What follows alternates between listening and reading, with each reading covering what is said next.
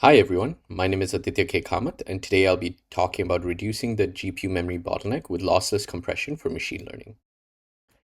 Data used by machine learning frequently exceeds the capacity of GPU memory, causing issues during training and inference. To resolve this, machine learning frameworks place the data in the larger CPU memory instead, and a softer cache of frequently accessed data is maintained within the GPU memory. Cache misses are then transferred on demand to the GPU across the PCIe interconnect. This data is then processed on the GPU as before. Since data must be transferred before processing, this PCIe ends up forming the bottleneck, causing the GPU to frequently wait until data reaches it before it can begin execution. This problem is not unique to a specific machine learning model. We found that it occurs across ML applications, including graph neural networks, recommendation models, and large language models, and is prevalent across both training and inference. We ran an experiment on an A100 GPU using a GNN training framework called Legion. This framework overlaps PCIe transfers with training computation, and we found that up to 70% of the end-to-end training time was spent waiting for the transfers to complete, despite the training and computation happening in parallel. Quantization is a possible technique to relieve this overhead, and quantization can provide an order of magnitude of compression. But unfortunately, it has its own trade-offs, making it difficult to deploy. Model accuracy dips require it to be fine-tuned for each model that it's deployed on. And even then, prior work has shown that model behavior can change in unpredictable ways, like LLMs ending up rambling more. The risk of revenue loss can lead to users being hesitant to deploy this. Instead, we looked at whether lossless compression could help. And so we examined 8 state-of-the-art GPU decompression schemes to transfer ML data across the PCIe. We found that while they may compress data well, their decompression throughput was quite poor, leading to slowdowns. There were a few different causes for this. One is that some compression algorithms use large amounts of memory to store metadata like dictionaries that scale with the input size. They also require multiple PCIe accesses to decompress each data word. So we see that existing algorithms are not really satisfactory. Our goal is to provide practical compression for machine learning. It must be applicable to a wide variety of applications, so we stick to lossless compression to avoid accuracy trade-offs. We also need them to fully exploit the GPU, meaning making them easily parallelizable, minimize the metadata usage, and reduce the PCIe accesses. We found that bit packing provided a good start. It's typically used to compress integers by removing low entropy prefixes, as shown in the diagram, and it makes use of cheap bit shift operations, allowing for high throughput. It does not make use of any dictionaries, meaning metadata use is minimal, and data accesses for decompression end up being sequential. We evaluated bit packing for GNNs, DLRMs, and LLMs, and we found it struggles with compression, since floating points in a tensor don't always have matching prefixes. However, we find that bit values often repeat across tensors. So we've used the term invariant bits to represent the bit positions that have the same bit value across a majority of the tensors, using a threshold percentage to decide how many bits need to match. We introduce this notion of invariant bits. So here we use a threshold of 80%. So bit positions where 80% of the bits across tensors exhibit the same value are called invariant bit positions. And this is the region that's highlighted in red. The bits which match this matching value are called invariant bits, which are the bits that we've marked in red in the figure.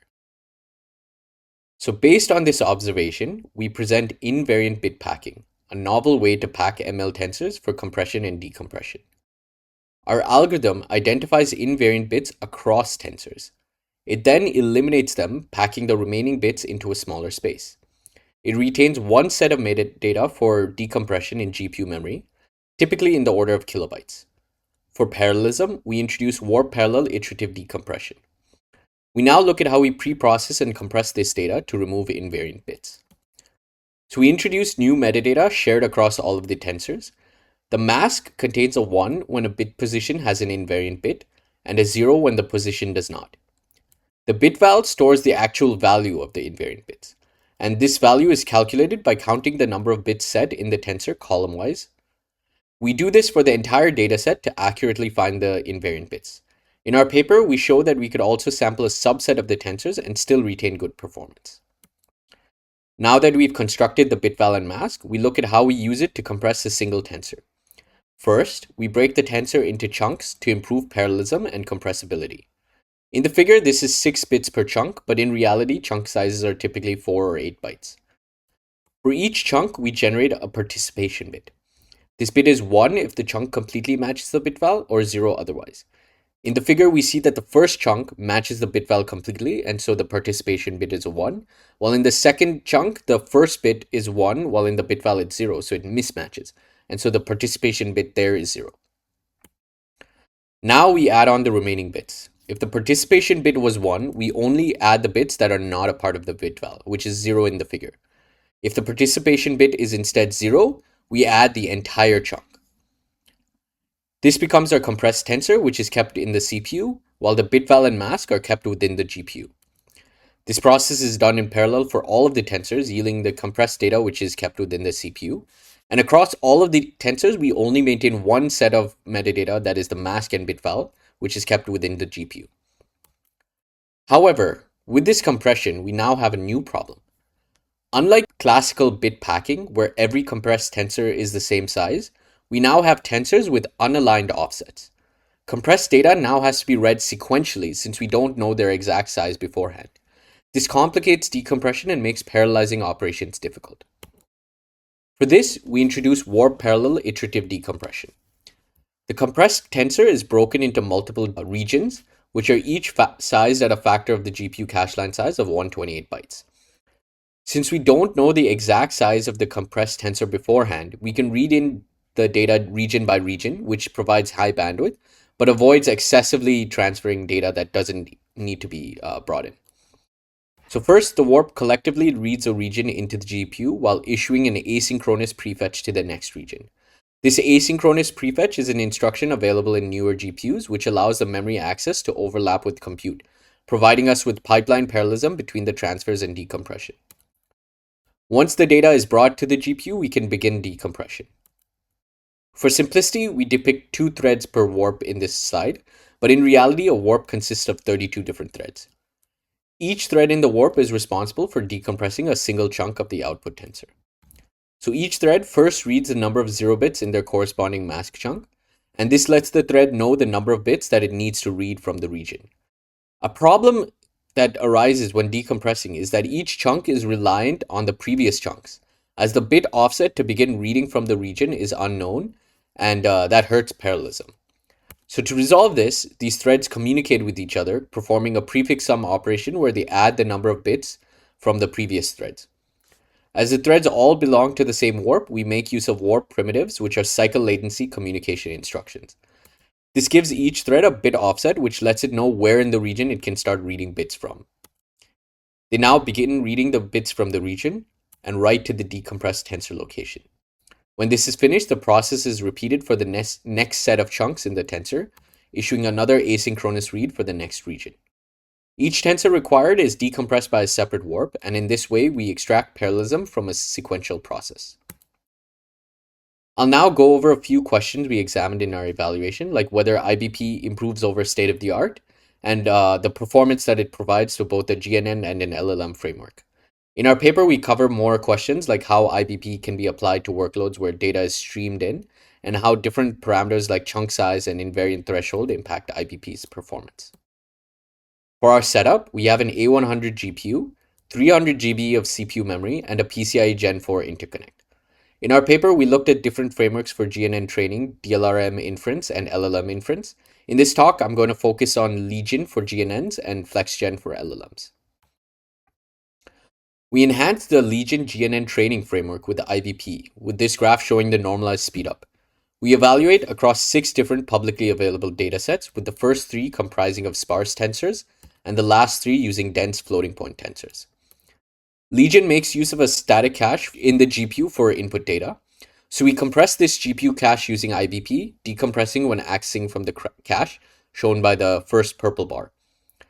We also compress the data in CPU memory and transfer the compressed tensors, decompressing as needed, which is shown by the middle bar. And the last yellow bar shows what happens when both are compressed. IBP provided a consistent speedup across all of the datasets, with sparse ones performing significantly better. On average, we get 74% faster training. We also broke down the time spent on waiting for transfers and the actual training computation with and without compression normalized to the time without compression. And we see that for sparse datasets, IBP almost completely removed the waiting time. Interestingly, we also found that IBP reduced the training computation time. And the reason for this is that both Legion and IBP use GPU processors to transfer data across the PCIe. Since IBP transfers data faster, these processors were occupied for lesser time, which allowed the overlap training computation to make use of them sooner.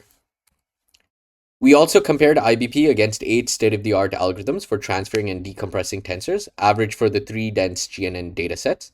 In our paper, we compare against many more datasets as well. The y-axis shows the throughput normalized to simply transferring the original tensors. The x-axis shows the different algorithms with the last bar representing IBP. And the black y-intercept line is at 1x. So that indicates algorithms that are below this line are actually performing worse than simply transferring the original tensors. We find that IBP is the algorithm that provided the highest throughput for every dataset, and it consistently provided a speedup across all of the datasets. Interestingly, it did not have the best compression amongst all of the algorithms, and this is because IBP sacrifices some potential compression for more practical throughput improvement. Since our paper was published, we also ran an experiment enhancing FlexGen, an LLM offloading framework, with IBP. FlexGen offloads the model weights to the CPU memory, fetching them layer by layer as needed, overlapped with ongoing computation.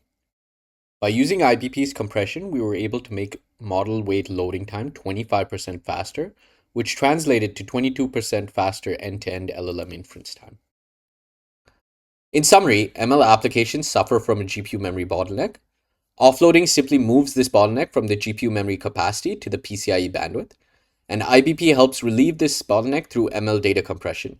We find invariant bits, pack the data into a smaller space, then keep one set of metadata within the GPU. For parallelism, we make use of warp parallel iterative decompression. All of our code is available on GitHub. Thank you for listening.